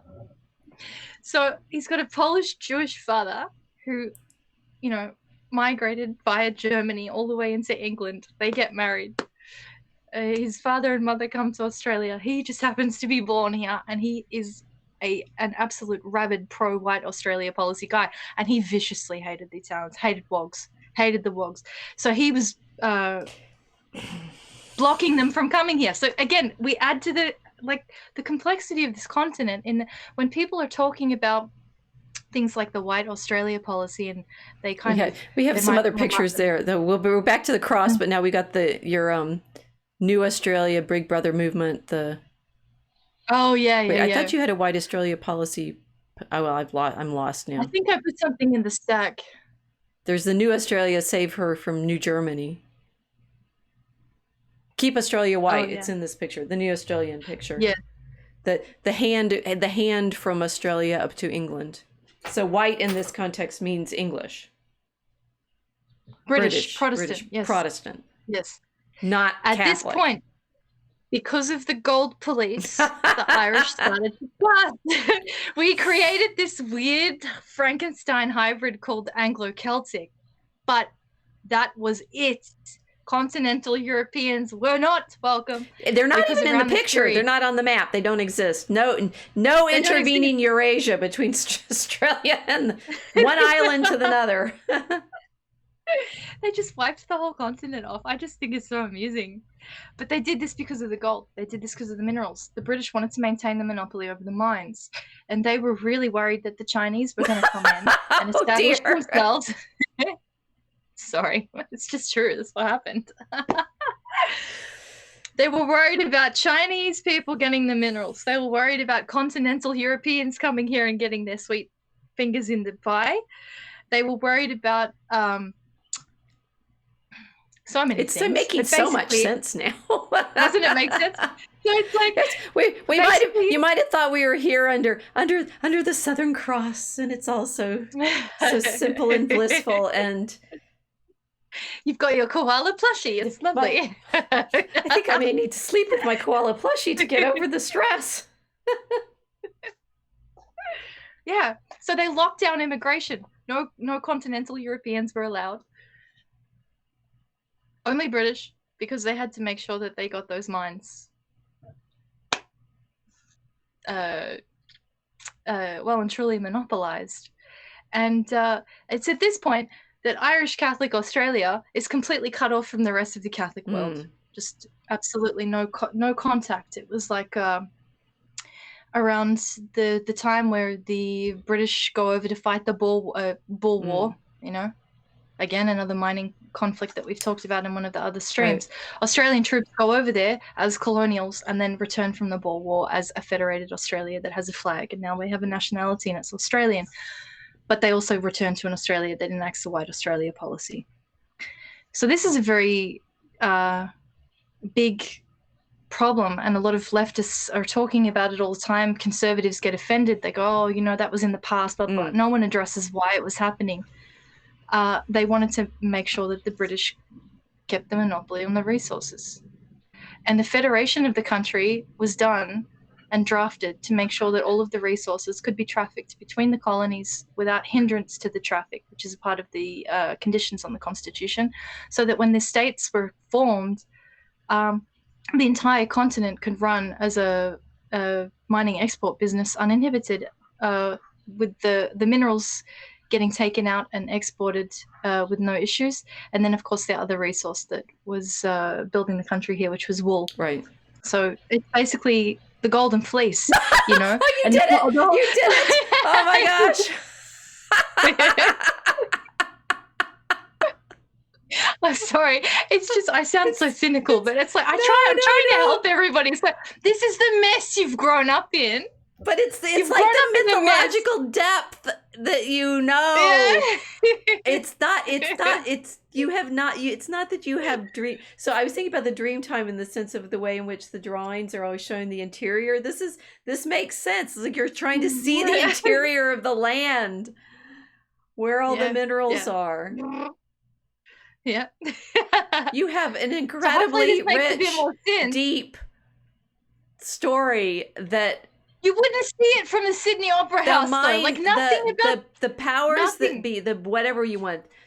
The guys in control of the mines don't want you to see. even as Oh. the people they're working the mines. Yeah, it's like Plato's cave. Like, look at the shadow, don't worry about anything else. It's seriously, it's like it's nuts. So all of this is like this swirling madness that's going on here. I mean, we've got like continental Jews that arrive here to help set up a federated state and enforce a policy where they're banning continental Catholics from migrating into Australia. Like, we have to be very clear. My people, wogs, not allowed, not allowed ever, until they dropped the White Australia policy, and suddenly like some Greeks started filtering in and the Italians started filtering in. The first people, actually, I did put a picture of the people they first allowed in because I wanted to show everyone this, because I think it's also very amusing. Because we have such Which picture is this? Race categories in Australia. It's a group of lovely looking ladies and they're smiling. Yes. It's all black and white photography. So this was, okay, White Australia policy. When everyone thinks white people, they think I'm white people and you're white people and everyone that's pale is white people. It is not so. Australia had this very interesting declaration of what whiteness was, which is the British. Well, to be fair, that actually applies in the United States too. People just keep pretending that it doesn't, but yes. Okay. We never had a policy like this because it was, They just did it. Okay, we had an official government policy. It's more WASPs were white Anglo-Saxon Protestants, and so that feels like that. Okay. But it fits more within this world of whiteness is about the British Empire as well, obviously. Okay, but you actually have a policy, okay. and we did have. We haven't actually done American immigration policies. We have had like quotas and stuff in the past that were about restricting from particular groups. Undesirables. Yeah. Or encouraging one group of people and discouraging others. So we just flat out banned everyone. Which is so funny. I mean, the mythology of the airport plushie, right? You would never know. It's like, oh yeah, they're so cute or whatever. No, they've all got chlamydia. They're high on eucalyptus leaves. That one's vicious. It can kill you. We eat that one. It's like, it's not the plushie. So basically, this policy was removed. World War II, they had to kind of relax it a little bit because, of course, big capital industry, they wanted cheap labor. And Europe had just gone through this massive catastrophic war that had displaced all of these different people all over the place. Of course, the Soviets go in and they invade the Baltic area. There are people that are getting misplaced from there. So the Australian government goes out and says, right, we're going to find the most acceptable non-whites to import into Australia and get white Australians used to non-white people, which is what this group of ladies are. These are the acceptable non-whites. These are Baltics that come from Lithuania, Estonia, and what's that other place? I always forget, Latvia, isn't it? And they were the ones that were cherry-picked, purposely picked from displaced European concentration camps. We'll take these ones. Oh my goodness. Because they are the least disgusting garlic eaters from the continent. And we're going to bring them in. That was the attitude, I'm telling you. We're going to bring them in and we're going to introduce these ones to the Australians. And so when they get used to these non-whites, we can bring in more non-whites, which is when after the Baltic communities assimilated just enough, they started bringing in the Greeks and the Italians. So we just have this very strange, like, complicated ethnic hierarchy that's emerged from all of this, because all of these continental Europeans that came in here were 100% legally not considered white. Then they came here, they were encouraged to assimilate, but they were assimilating into this mad gold rush, Golden Fleece, like Wild West town that had suddenly developed a stable form of government, and then just like kind of encouraged to leave all of the mess of Europe behind and just come here and start clean, start fresh slate. Don't worry about any of it, which meant for a lot of people, leave your religion at the door with you. Right. It's not to come in here and pollute the peace of Australia.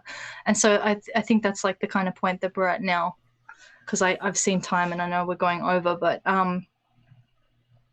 Australia doesn't want to deal with the corrupted religious. you pay attention to the time now. I know, you see what you've done.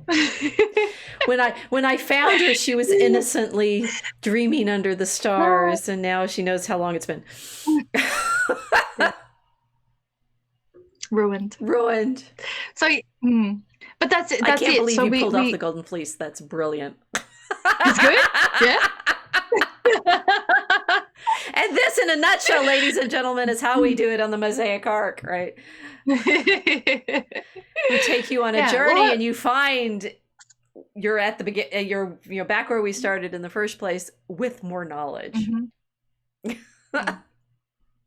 This was an amateur's very rough guide to Australian history, but hopefully it explains a little bit more, because what we're dealing with now is a perpetual modernity. That Sydney Opera House building, it's that our identity gets projected onto that, and it changes every 15 minutes, and we're having an identity crisis in this continent. No one knows what they're doing here and why they're doing it.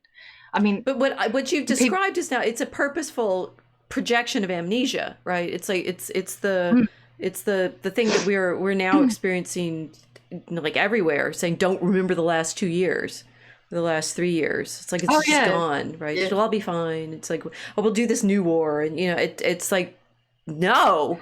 And what you all have been trained into is like the prototypical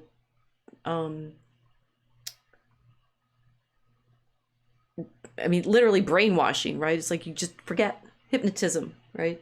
Just look at the Sydney Opera House, which makes no sense because it has no roof, and it's all veins. It's supposed to look like a ship, like it's like a ship in the harbor or something. So yes, we sailed in and we're going to sail back out, and there's no anchor. Yes. Well, there is no anchor, and I don't want to go over time, but I have to say this because I think it's important.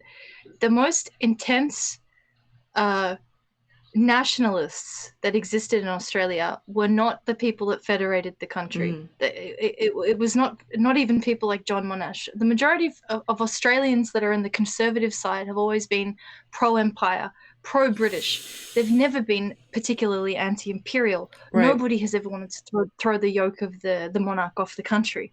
If you say that in history in Australia, you're insane. The guys that were getting really riled up for the nationalism here, I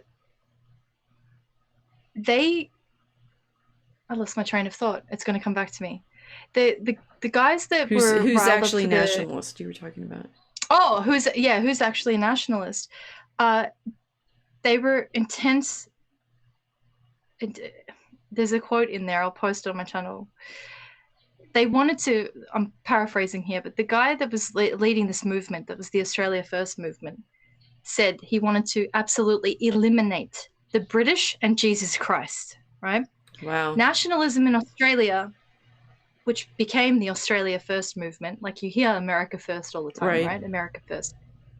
People are trying to do Christian nationalism in America now. Our Australia First little bizarre pocket of actual like patriotic nationalists, they hated Jesus Christ. They hated religion.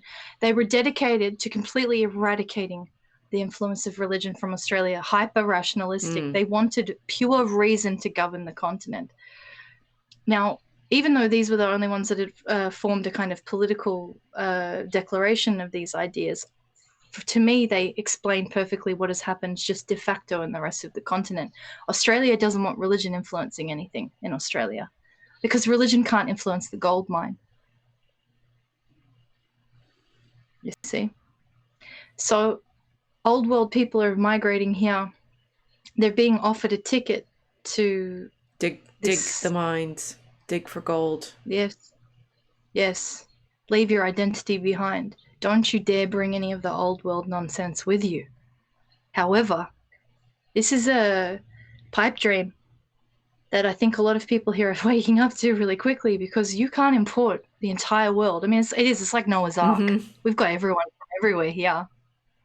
You're importing the whole world, and you think that they're going to magically leave their identities behind without a process of assimilation the way that the Irish had to come in. The Irish were broken. They were brutally broken in order to leave their Irish identity behind and become this weird Anglo-Celtic thing. But the rest of the planet, they don't have this. So I'm at the moment looking at my country, and I'm wondering, what is going to happen here? Because the only thing that we've got is the economy, a resistance to any kind of mythology which would state an in-group and an out-group, because we have to be inclusive. Mm-hmm.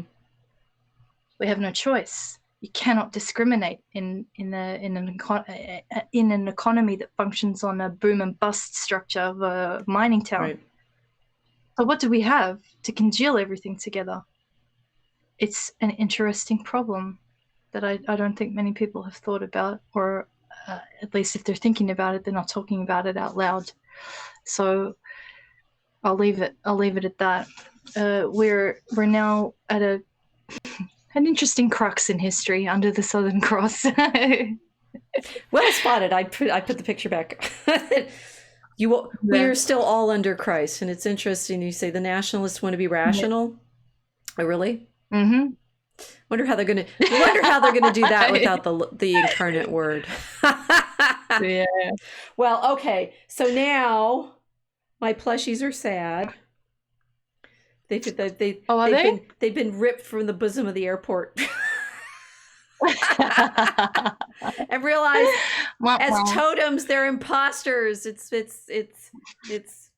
we're gonna have to think about it. Yeah, we will. Good thing we've got an arc to continue to sail around. Yes. Okay. Casey gets the last word. Says, sounds like Oz was one big turf war between different ethnic gangs. Yep. Yeah. Yeah. No, it was. Is all under the Southern Cross. Mm-hmm. Yes. Christ is here with us. Yes. He is here with us. That I do know. Actually, so you're right. We have run out of time, and we're trying to figure out, like, how do we conclude this without leaving people in despair? Yeah. If we've said that Australia is the center of everything, it still is, and it's like it's a microcosm of the Enlightenment worship of industry in absence of Christ, and yet there's the constellation saying, no, you're never without me. Mm-hmm. Even in the mining rebellion, the cross was there. We cannot escape it. Thanks be to God. Hallelujah. That was great. And I think it's like now I realize I know no Australian history. Nobody else does either, but at least now we know where to start looking. Dig. I don't know any. This is just like you gotta dig breadcrumbs. Yeah, you gotta dig. Okay. Thank you all for joining us. Like, subscribe, watch for Act 1 of Draco Alchemicus. It's coming soon. All mysteries will be revealed. Good night, everyone.